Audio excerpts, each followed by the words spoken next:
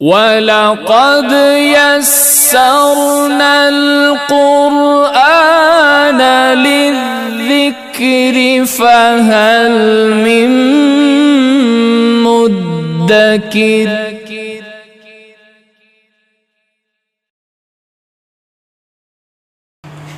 أعوذ بالله من الشيطان الرجيم بسم الله الرحمن الرحيم الحج أشهر معلومات فمن فرض فيهن الحج فلا رفث ولا فسوق ولا جدال في الحج وما تفعلوا من خير يعلمه الله وتزودوا فإن خير الزاد التقوى واتقون يا أولي الألباب. اور حج مشہور اور معلوم مہینوں کے اندر ہوتا ہے. جو شخص اپنے اوپر حج فرض کر لے تو نہ وہ فحش بات کرے اور نہ کوئی گناہ کا کام کرے اور نہ حج میں جھگڑا کرے. اور جو کچھ تم بھی نیک اعمال کرو گے اللہ رب العزت اس کو بہتر جاننے والے ہیں. اور سفر میں حج کے سفر میں چلتے ہوئے توشہ لے لیا کرو. بہترین توشہ تو تقویٰ ہے. اور اللہ سے ڈرو اے عقل رکھنے والو. سورۃ البقرہ کی آیت نمبر 197 آپ حضرات کے سامنے تلاوت کی، اس کا ترجمہ ہوا. اس آیت کے اندر اللہ رب العزت نے چند ایسی چیزوں کا تذکرہ کیا ہے جو حج کے اندر حرام کر دی گئی ہے، ناجائز کر دی گئی ہے. آیت کے پہلے ٹکڑے میں بیان کیا الحج اشہر معلومات. حج چند مشہور مہینوں کے اندر ہوتا ہے. اور حج کے جو مہینے ہیں وہ شوال کی پہلی تاریخ سے لے کر شوال کا پورا مہینہ، ذی القعدہ کا پورا مہینہ اور ذی الحجہ کے 10 دن یہ حج کے دن کہلاتے ہیں. اسی دنوں کے اندر اگر کوئی شخص حج کا احرام باندھے اور حج کرے تو وہ قبول ہے. اس کے علاوہ کسی اور مہینے کے اندر اگر وہ حج کا احرام باندھے گا تو حج ادا نہیں ہوگا. عمرے کے لیے کوئی مہینہ اور کوئی دن متعین نہیں ہے، لیکن اللہ رب العزت نے حج کے لیے دن اور مہینوں کو متعین کر دیا ہے. ذی القعدہ، ذی الحجہ، شوال، ذی القعدہ اور ذی الحجہ کے 10 دن. پھر فرمایا کہ جو شخص اپنے اوپر حج فرض کر لے. یہاں پر حج فرض کر لینے کا مطلب یہ ہے کہ احرام باندھ لے، حج کا احرام باندھ لے. تو حج کا احرام باندھنے کے بعد بہت ساری چیزیں آدمی کے لیے ناجائز ہو جاتی ہے، حرام ہو جاتی ہیں. یہاں پر اللہ رب العزت نے 3 لفظ استعمال کیے: رفث، فسوق اور جدال. رفث، فسوق اور جدال. پہلے ان 3 لفظوں کو سمجھتے ہیں کہ رفث کسے کہتے ہیں، فسوق کسے کہتے ہیں، جدال کسے کہتے ہیں. رفث کا مطلب ہوتا ہے کہ ایک شوہر اپنی بیوی کے ساتھ جو کچھ کرتا ہے اپنی نفسانی خواہشات اور جائز خواہشات کو پورا کرنے کے لیے، چاہے بوس و کنار کرے یا ہم بستری کرے، تھوڑا سا کھلے الفاظ کے ساتھ ہے تاکہ اچھی طریقے سے ذہن میں بات بیٹھ جائے اور کوئی سوال نہ رہے. بوس و کنار کرنا اور اسی طریقے سے ہم بستری کرنا اور اس لائن کی، محبت کے لائن کی بات کرنا، یہ سارے کے سارے رفث کے اندر داخل ہے، جو احرام آ جانے کے بعد آدمی کے اوپر، چاہے وہ مرد ہیں چاہے وہ عورت ہیں، دونوں کے اوپر یہ چیز حرام کر دی گئی. فلا رفث، کہ رفث کام کرنے کی اب اجازت نہیں ہے، حتیٰ کہ وہ محبت کی باتیں کرنا بھی اجازت نہیں ہے. دوسرا بیان کیا ولا فسوق، یہ فسوق کہتے ہیں ہر وہ گناہ جو اللہ کی نافرمانی میں داخل ہو. فسوق کہتے ہیں نکلنے کو، یعنی تم کوئی ایسا کام کرو کہ وہ اللہ کے حکم سے آدمی نکل جائے، یعنی اللہ کی نافرمانی کر بیٹھے، اللہ کے حکم کو توڑ دے. تو ہر وہ گناہ اس کے اندر داخل ہے جو اللہ کی نافرمانی اور اللہ کی ناراضگی کا سبب بنتا ہو.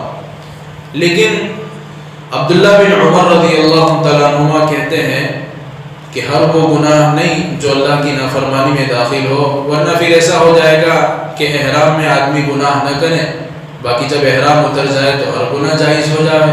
بولے ایسا نہیں ہے. عبداللہ بن عمر رضی اللہ تعالیٰ عنہما کہتے ہیں کہ فسوق سے مراد یہاں پر وہ جائز چیزیں ہیں جو احرام کی حالت میں اللہ رب العزت ناجائز کر دیتے ہیں. اس میں سب سے پہلا یہ ہے جو پہلے بتایا گیا، عورت کے ساتھ یعنی بیوی کے ساتھ مباشرت کرنا، ہم بستری کرنا یا اور کوئی کام کرنا. پھر اسی طریقے سے دوسرا کام ہے بال اور ناخن کاٹنا، اسی طریقے سے خوشبو لگانا، اسی طریقے سے سلے ہوئے کپڑے پہننا، اور اسی طریقے سے سر کے حصے کو اور چہرے کے حصے کو کھلا رکھنا. سر مرد کھلا رکھیں گے اور چہرہ جو ہے عورت کھلا رکھے گی احرام کی حالت میں. تو یہ ساری چیزیں وہ ہیں جو احرام کی حالت کے اندر مرد کے اوپر بھی اور عورت کے اوپر بھی حرام کر دی جاتی ہیں کہ اب اس کو خوشبو استعمال کرنے کی بھی اجازت نہیں ہے، اب اس کو بال اور ناخن کاٹنے کی بھی اجازت نہیں ہے، اور اسی طریقے سے جانور کا شکار کرنے کی بھی اجازت نہیں ہے. چاہے خود شکار کرے یا شکاری کو کہے کہ فلانا جانور تو گرا کر لا، فلانا پرندہ گرا کر لا، یہ کرنے کی بھی اجازت نہیں ہے.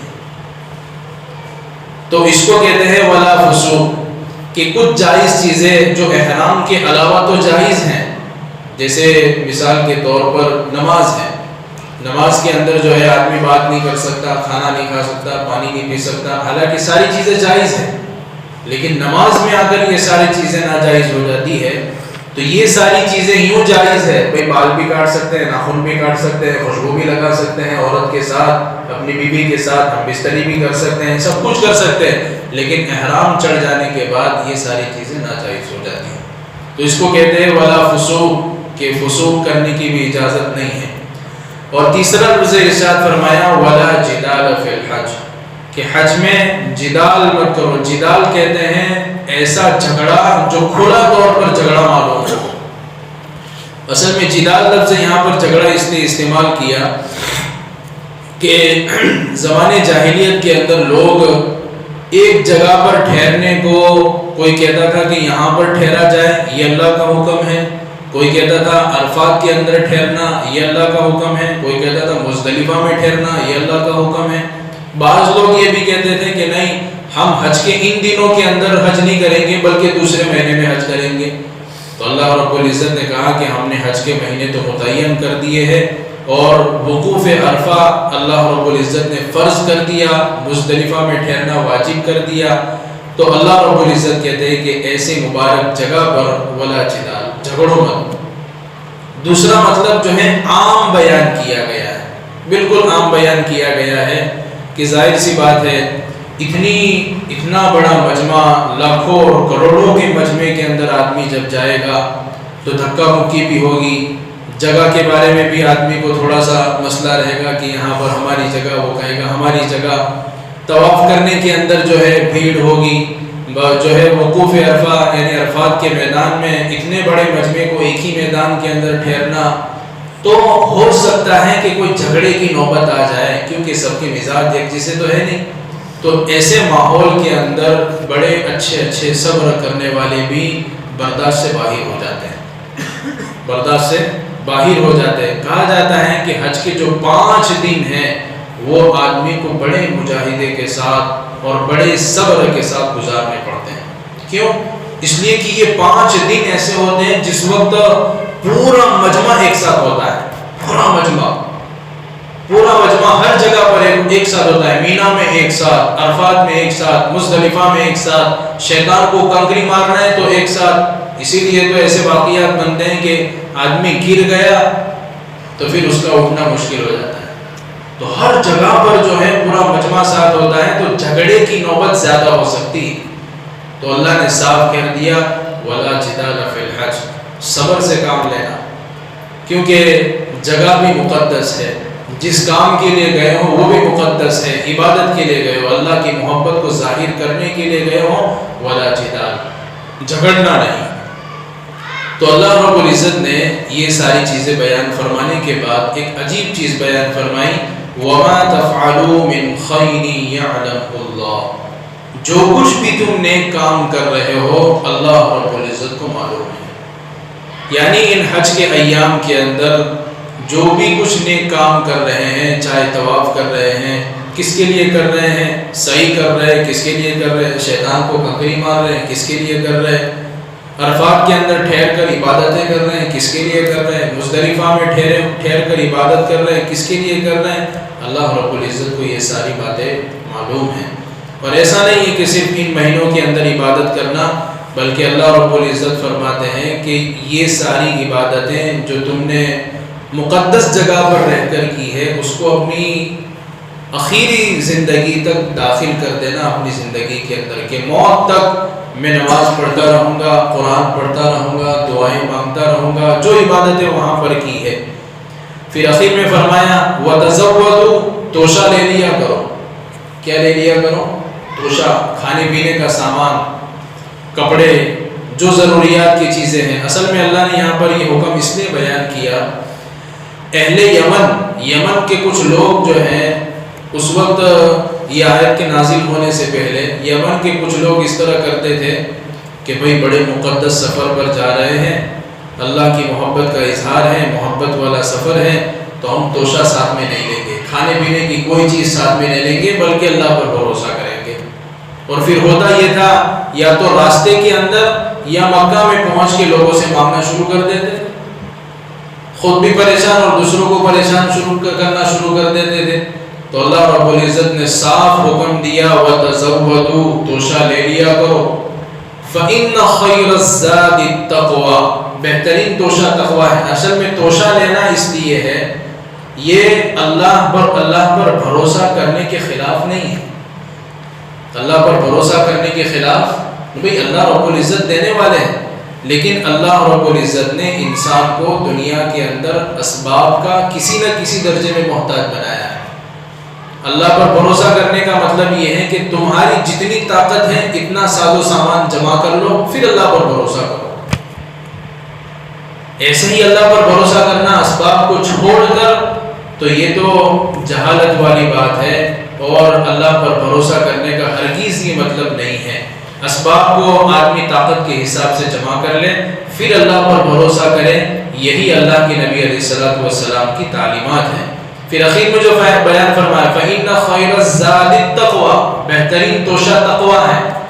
تو اللہ رب العزت نے کہا کہ دنیا کا سامان تو لے لیا، دنیا کا توشہ تو لے لیا، لیکن عمل کا توشہ نہیں چھوٹنا چاہیے، عمل کا توشہ نہیں چھوٹنا چاہیے۔ اور عمل کے توشے کے اندر سب سے بہترین چیز تقویٰ ہے، اللہ سے ڈرنا۔ اللہ سے ڈرنے کا مطلب یہ ہے کہ آدمی اپنے آپ کو گناہ سے بھی بچاتا ہو اور اللہ کے حکم پر بھی عمل کرتا ہو۔ کہ تم نے دنیا کا توشہ تو لے لیا، لیکن وہاں پر جانے کے بعد یہ عمل کا توشہ چھوٹنا نہیں چاہیے۔ ایسا نہ ہو کہ تم جو ہے مقدس جگہ پر رہ کر بھی تمہاری نمازیں چھوٹ رہی ہو، مقدس جگہ پر رہ کر تم طواف کرنا چاہتے تھے پھر بھی نہیں کر رہے ہو، عبادت کرنا چاہتے تھے پھر بھی نہیں کر رہے ہو، تو عمل کا توشہ نہ چھوٹے۔ بہت سارے لوگ سفر پر جاتے ہیں، اللہ ہم سب کو بھی لے جائے، لیکن جو ہے کچھ لوگ جو ہے نمازیں بھی چھوڑ دیتے ہیں، پتہ نہیں اچھے اتنے بہترین حج طواف کرنا، سعی کرنا، ایسے بہترین اعمال چھوڑ دیتے ہیں اور وہاں کی ہوٹلوں اور کھانوں کے اندر سارا وقت ضائع کر دیتے ہیں۔ تو اللہ کہتے ہیں کہ توشہ تو لے لیا ہے، لیکن عمل کا توشہ نہیں چھوٹنا چاہیے، کیونکہ بہترین توشہ تقویٰ ہے۔ پھر آگے فرمایا وَاتَّقُونِی، ڈرو اے عقل رکھنے والوں، اے عقل رکھنے والوں، اللہ سے ڈر کر زندگی گزارنی ہے، اور وہاں پر بھی اللہ سے ڈرتے ہوئے زندگی گزارنی ہے، کیونکہ وہاں کے حالات اور وہاں کی چیزیں ایسا نہ ہو کہ اچھی چیزوں کو دیکھ کر تم اسی کے اندر مشغول ہو جاؤ اور تم نے اصل کام چھوڑ دیا، جس مقصد کے لیے آئے تھے وہ مقصد بھول گئے اور وہاں کی چیزوں اور کھانوں اور چیزوں کے اندر دیکھنے چیزوں کے اندر لگ گئے اور اصل چیزوں کو چھوڑ دیا۔ اللہ کہتے ہیں اس بات سے ڈرو اے عقل رکھنے والوں، یعنی تھوڑی سی عقل رکھنے والا یہ بات اچھی طرح سمجھ سکتا ہے کہ میں کیوں آیا ہوں یہاں پر، میں اللہ کے گھر کیوں آیا ہوں، میں اس مقدس سرزمین پر کیوں آیا ہوں، کس مقصد کے لیے آیا ہوں، میں اللہ کے گھر کے طواف کے لیے آیا ہوں، اللہ کی محبت کو اظہار کرنے کے لیے آیا ہوں، تو پھر وہی چیز کرو، باقی ساری چیزوں کو چھوڑ دو۔ اللہ رب العزت ہمیں عمل کرنے کی توفیق عطا فرمائے اور ہم سب کو اپنے گھر پر بلائیں۔